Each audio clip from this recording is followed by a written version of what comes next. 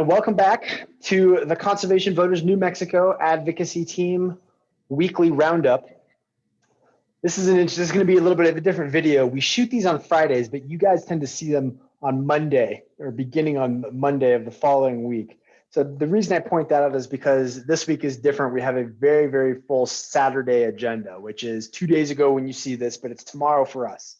So what I think we'd like to do today is just give you guys a snapshot of what of where the CVNM advocates and where our team is going to be tomorrow, what we're going to be working on and asking for votes for.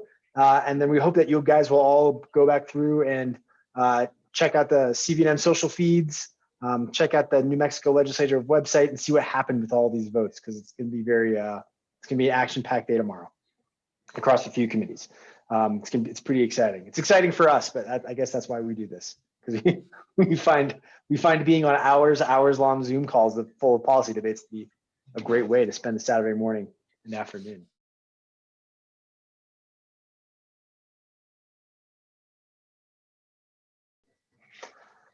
I will be in Senate Conservation tomorrow morning, testifying on 3 bills. We've got 2 opposed bills, 1 support bill in conservation. The 2 opposed bills are Senate bills 155 and 156.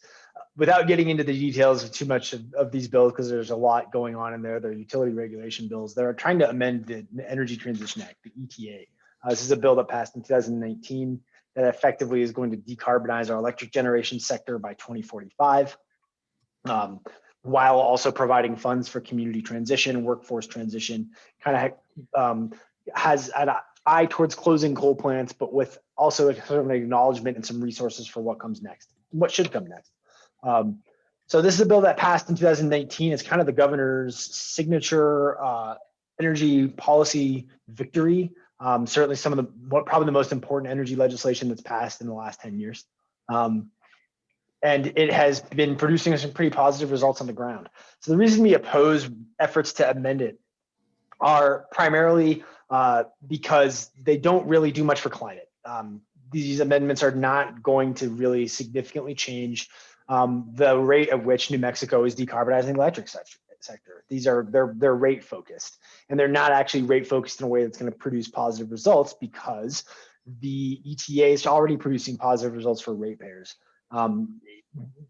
Amending the ETA to try to make it more difficult for the utilities to recover costs for plants that they're getting rid of or kind of coming off their books is great in theory, but it doesn't really acknowledge the way that the PRC actually, the Public Regulation Commission actually deals with these sorts of assets for utilities. The PRC does not make utilities just take huge losses when it comes to coal plants. There is always some sort of compromise or some sort of middle way. So the idea that we need to amend the ETA to just remove this component completely is just not realistic. So we don't think that it's going to get you anywhere in the rate space. The biggest reason not to amend the ETA and the reason to oppose these bills is because right now the ETA is working. It is driving investment in renewables. It is driving renewable investment in impacted communities, and it is in the process of providing some real resources for some of this community transition work that needs to happen.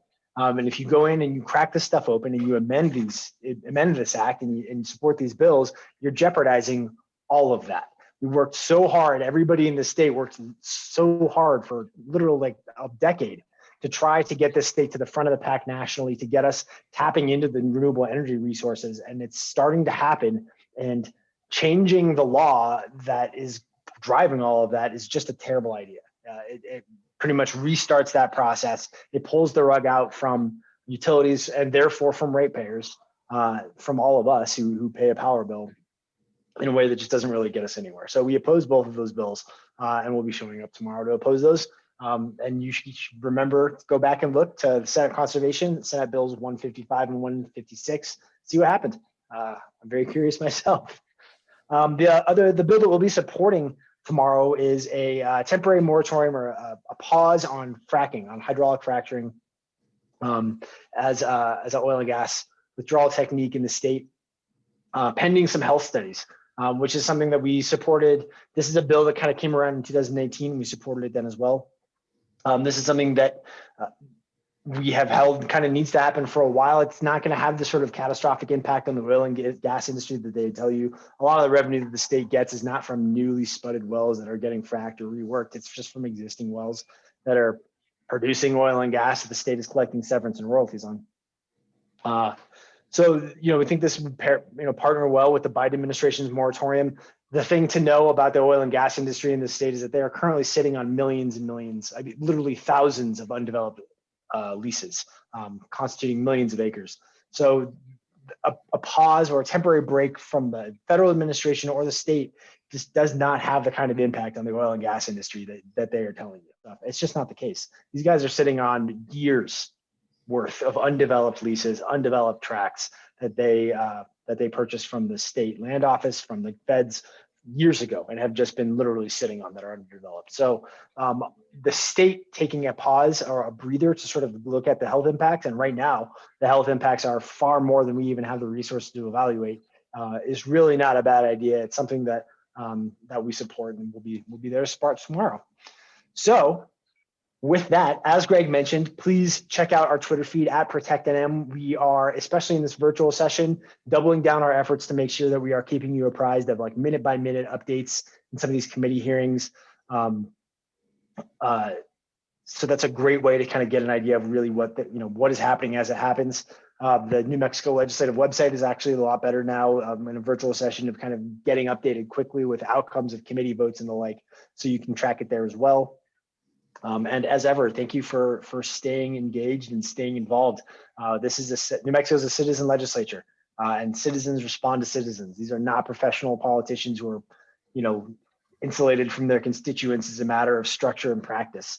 These are regular people. Keep picking the phone up, keep writing those emails, keep texting your legislators. I cannot tell you enough. Even if they never get back to you, it makes a difference. They see it and it makes a difference. So please stay engaged. And we will do our best to make sure that you're informed on what's moving, what's not, what the best messages are, and what the leverage points are. So thank you for being members. Thank you for tuning in. We'll talk to you next week.